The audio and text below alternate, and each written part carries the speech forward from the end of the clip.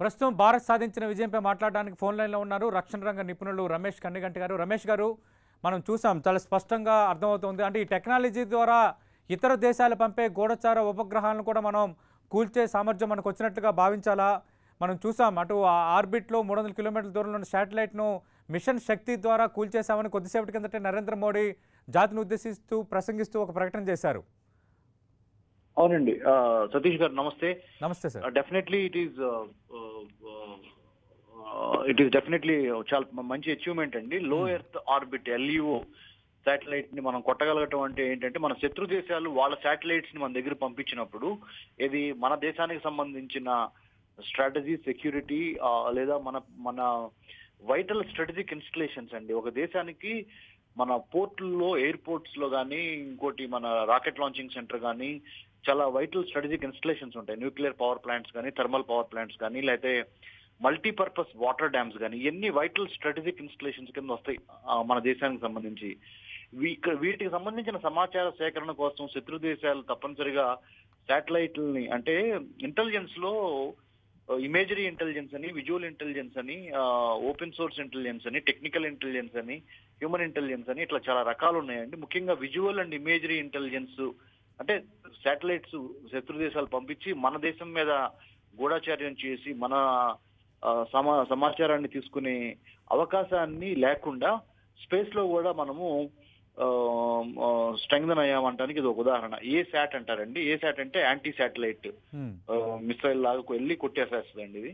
So definite గా United states, Russia, China తర్వాత ప్రపంచంలో ఉన్న 195 దేశాల్లో మన భారతదేశం 4వ స్థానంలో ఉండటం కూడా congratulate. But at the same time నా పర్సనల్ అభిప్రాయం ఏంటంటే సార్, నేషనల్ సెక్యూరిటీ పేరుతో ఈ అచీవ్మెంట్ బాగానే ఉంటది మనకి జాతీయ భద్రతలో భాగంగా. కానీ జాతి అంటే ప్రజల యొక్క భద్రత, మానవ భద్రత అంటే ముఖ్యంగా ఫుడ్, హెల్త్, వాటర్, తిండి, ఉపాధి, విద్య, వైద్యం, ఆరోగ్యం, పర్యావరణం, వీటి మీద కూడా నరేంద్ర మోడీ గారు సమపాలనలో దృష్టిలో పెట్టి అటు జాతీయ భద్రతని, ఇటు హ్యూమన్ సెక్యూరిటీ, నేషనల్ సెక్యూరిటీని, హ్యూమన్ సెక్యూరిటీని రెండింటిని బ్యాలెన్స్ చేయడం అనేది చాలా ఇంపార్టెంట్ గా భావిస్తున్నాం సార్. అంటే భవిష్యత్తులో దీనివల్ల ఎలాంటి ప్రయోజనాలు ఉండొచ్చు? అంటే అంతర్జాతీయ పరంగా మన సత్తా చాటే విధంగా.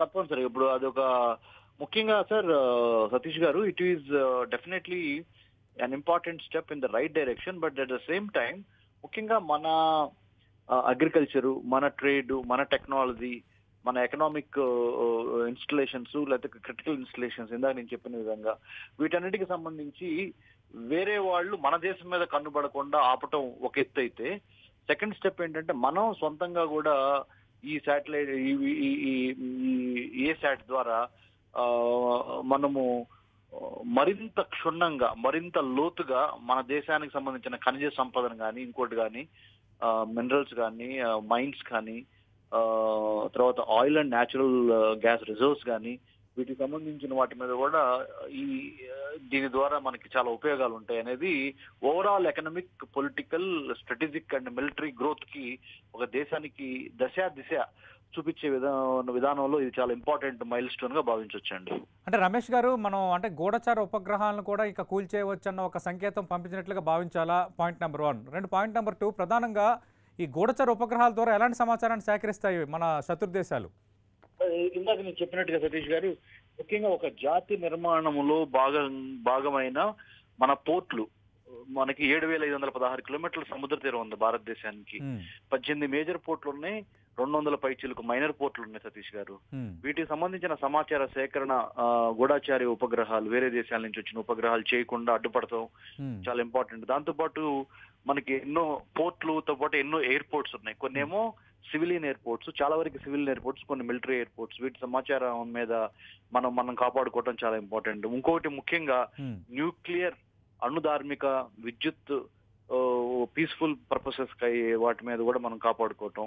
ఈ తర్వాత థర్మల్, ఉదాహరణ మన సింగరేణి కాలరీస్ దగ్గర నుంచి, కోల్ నుంచి వచ్చే విద్యుత్ శక్తి నుంచి కానీ, లేకపోతే మనము విండ్ ద్వారా వచ్చే విద్యుత్ శక్తి కానీ, ఇట్లా ఆల్టర్నేటివ్ సోర్సెస్ ఆఫ్ ఎనర్జీస్ ఏవైతే ఉన్నాయో వాటిని కాపాడుకోవటంలో కానీ, తర్వాత మల్టీపర్పస్ వాటర్ డ్యామ్స్ అంటే వ్యవసాయానికి ఉపయోగపడతాయి, తాగునీరుకి ఉపయోగపడతాయి, వాటిని రక్షించుకోవటం కానీ, ఉదాహరణకి బాక్రా నంగలు, నాగార్జున సాగరు, ఇట్లా ఇది. తర్వాత ముఖ్యంగా మనకి చాలా గుజరాత్, ఆంధ్రప్రదేశ్ నుంచి గుజరాత్ వరకు మనకున్న KG Krishna Godavari gas pipe line సంబంధించిన సమాచారాలు కానీ, తర్వాత మన ట్రై కమాండ్ అంటే ఆర్మీ, నేవీ, ఎయిర్ ఫోర్స్ కలిపిన try command Andaman and Nicobar islands లో ఉంది. అక్కడ దాన్ని కాపాడుకోవడం కానీ ఇట్లా కొన్ని మనము అంటే పబ్లిక్ లో మాట్లాడుకోవచ్చు, కొన్ని పబ్లిక్ లో మాట్లాడుకోలేము. ఇట్లా ఒక జాతికి సంబంధించిన అన్ని వైటల్ ఇన్స్టలేషన్స్ ని కాపాడటంలో ఈ ఏసాట్ రెండు ఇది అఫెన్సివ్ గాను పనిచేస్తుంది, డిఫెన్సివ్ గాను పనిచేస్తుంది. రైట్, థ్యాంక్ యూ రమేష్ గారు, మీ విలువైన అభిప్రాయాలు 10 టీవీతో పంచుకున్నారు.